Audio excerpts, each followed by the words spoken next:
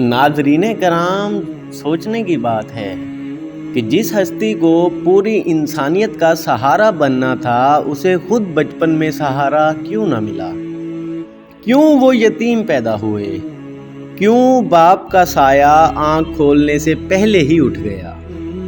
کیوں ماں کی گود بھی زیادہ دیر نصیب نہ ہوئی؟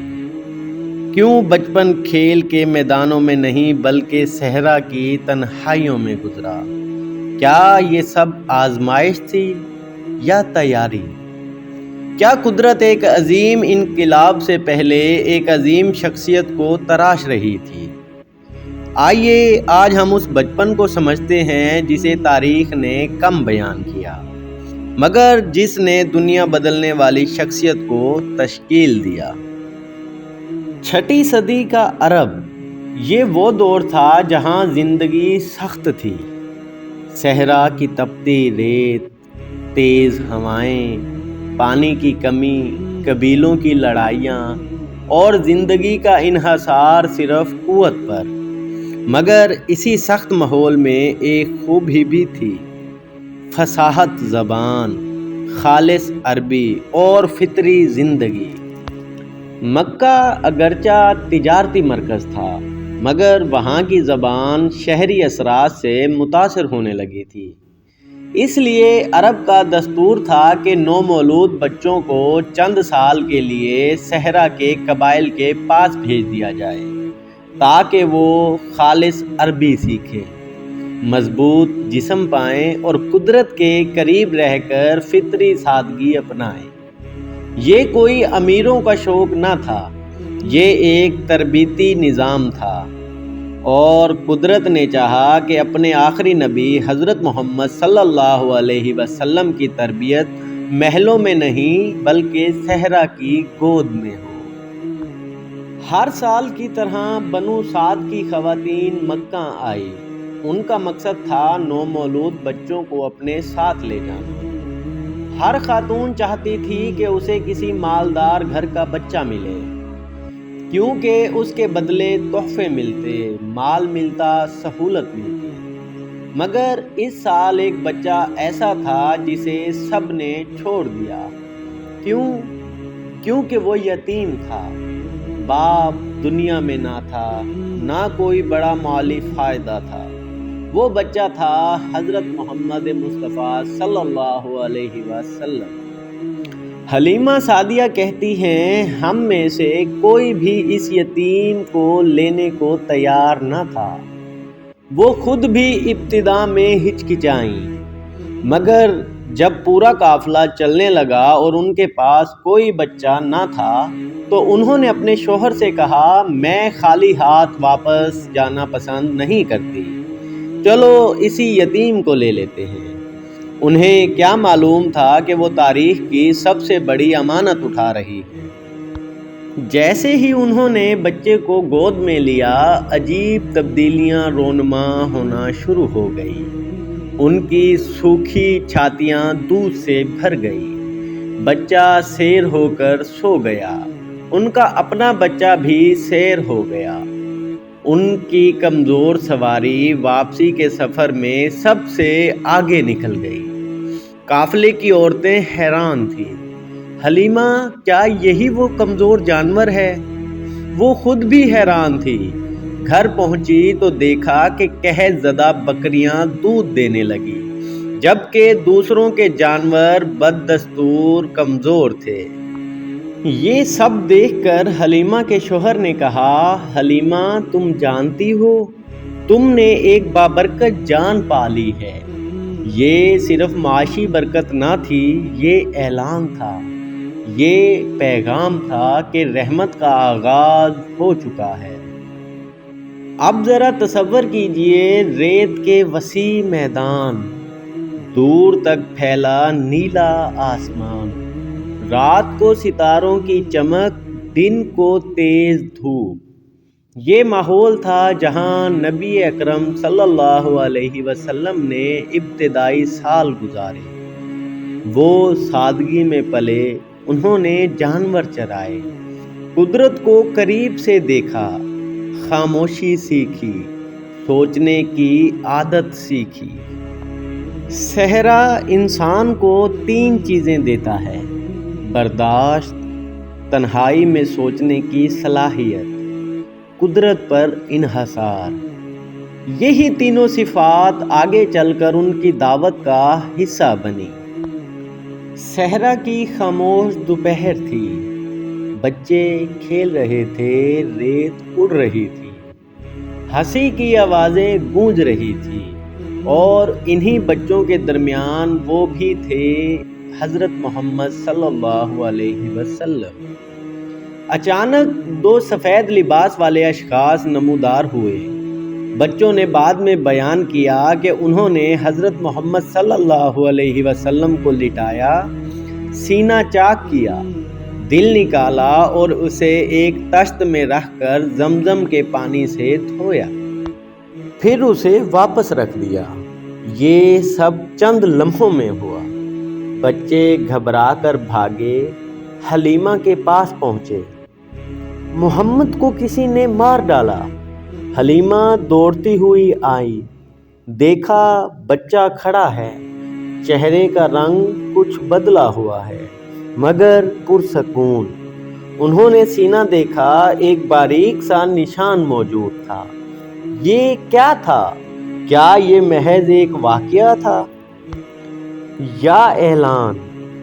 یہ اعلان تھا کہ یہ دل دنیا کا سب سے بڑا بوجھ اٹھانے والا ہے، اسے بچپن ہی سے ہر آلودگی سے پاک رکھا جا رہا ہے۔ یہ تیاری تھی ایک ایسے پیغام کے لیے جو دلوں کو بدل دے گا۔ شک صدر کے واقعے کے بعد حلیمہ کو خوف محسوس ہوا۔ انہوں نے سوچا کہ اس بچے کو اس کی ماں کے پاس واپس کر دینا چاہیے۔ یوں حضرت محمد مصطفیٰ صلی اللہ علیہ وسلم چند سال صحرا میں گزارنے کے بعد مکہ واپس آئے۔ مکہ جہاں باپ پہلے ہی وفات پا چکے تھے، اب ماں کی آغوش تھی، حضرت آمینہ، وہ ماں جس نے خواب میں نور دیکھا تھا۔ وہ اپنے بیٹے کو دیکھ کر دل ہی دل میں شکر ادا کرتی تھی، مگر تقدیر نے یہاں بھی زیادہ مہلت نہ دی۔ حضرت آمنہ رضی اللہ عنہا نے چاہا کہ بیٹے کو یثرب لے جائیں۔ وہاں ان کا ننھیال تھا، رشتہ دار تھے۔ چند دن وہاں گزارے گئے، مگر واپسی پر ابوا کے مقام پر آمنہ رضی اللہ عنہا بیمار ہو گئی۔ صحرا کی خاموشی اور ایک ماں کی سانسیں کمزور ہوتی جا رہی تھی۔ 6 سال کا بچہ ماں کے پاس بیٹھا ہے، وہ ماں جو اس کی واحد پناہ تھی۔ اور پھر وہ لمحہ آ گیا، حضرت آمنہ دنیا سے رخصت ہو گئی۔ سوچئے، 6 سال کا بچہ صحرا کے درمیان ماں کی میت کے پاس کھڑا ہے، نہ باپ نہ ماں، بس آسمان۔ یہ لمحہ عام انسان کو توڑ دیتا ہے، مگر یہاں ایک عظیم دل تیار ہو رہا ہے۔ یتیمی نے دل میں درد پیدا کیا، اور یہی درد آگے چل کر انسانیت کی محبت بننے والا تھا۔ مکہ واپس آئے۔ اب دادا عبد المطلب نے کفالت سنبھالی۔ عبد المطلب قریش کے سردار تھے، ان کا رعب تھا، وقار تھا، مگر جب وہ حضرت محمد صلی اللہ علیہ وسلم کو دیکھتے تو ان کے چہرے پر نرمی آ جاتی۔ کعبہ کے پاس ان کی ایک مخصوص نشست تھی، کوئی بچہ وہاں نہ بیٹھ سکتا تھا، مگر حضرت محمد صلی اللہ علیہ وسلم آتے اور وہیں بیٹھ جاتے۔ کوئی روکنے کی کوشش کرتا تو عبد المطلب کہتے، انہیں چھوڑ دو، میرے اس بیٹے کی شان کچھ اور ہے۔ یہ جملہ صرف محبت نہیں تھا، یہ دل کی گواہی تھی، مگر قسمت نے یہاں بھی زیادہ وقت نہ دیا۔ 8 برس کی عمر میں آپ کے دادا حضرت عبد المطلب بھی وفات پا گئے۔ اب کفالت آئی آپ کے چچا حضرت ابو طالب کے پاس۔ حضرت ابو طالب مالدار نہ تھے مگر محبت میں بے مثال تھے۔ انہوں نے حضرت محمد صلی اللہ علیہ وسلم کو اپنے بچوں کی طرح رکھا۔ غربت تھی مگر شکایت نہ تھی۔ اسی عمر میں حضرت محمد صلی اللہ علیہ وسلم نے بکریاں چرائیں۔ ذرا سوچئے، جس ہستی کو دنیا کا رہنما بننا تھا وہ بکریاں چرا رہا ہے، مگر یہی تو تربیت تھی۔ چرواہا ہر جانور کا خیال رکھتا ہے، پیچھے رہ جانے والے کو پکارتا ہے، کمزور کو سہارا دیتا ہے، خطرات سے بچاتا ہے۔ یہی قیادت کا پہلا سبق تھا۔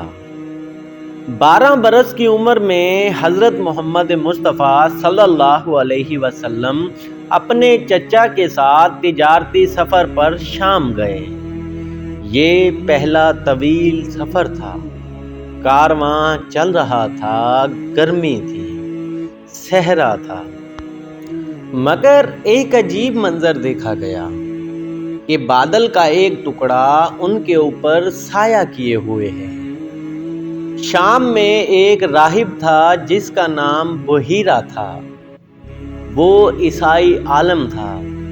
اس نے کارواں کو دیکھا اور کچھ مختلف محسوس کیا۔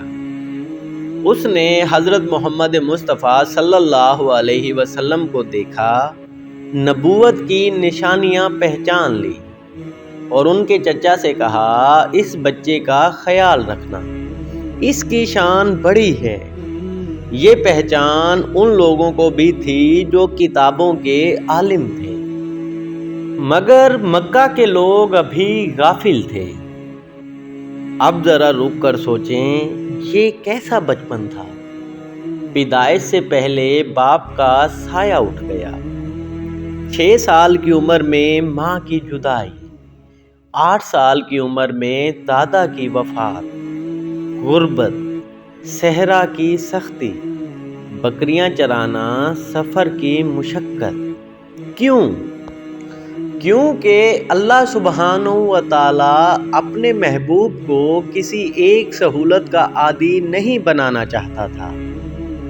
وہ چاہتے تھے کہ ان کا نبی حضرت محمد صلی اللہ علیہ وسلم یتیم کا درد سمجھے، غریب کی تکالیف سمجھے، مسافروں کی تھکن سمجھے، چرواہے کی ذمہ داری سمجھے۔ یہ سب تجربات آگے چل کر رحمت میں ڈھلنے والے تھے۔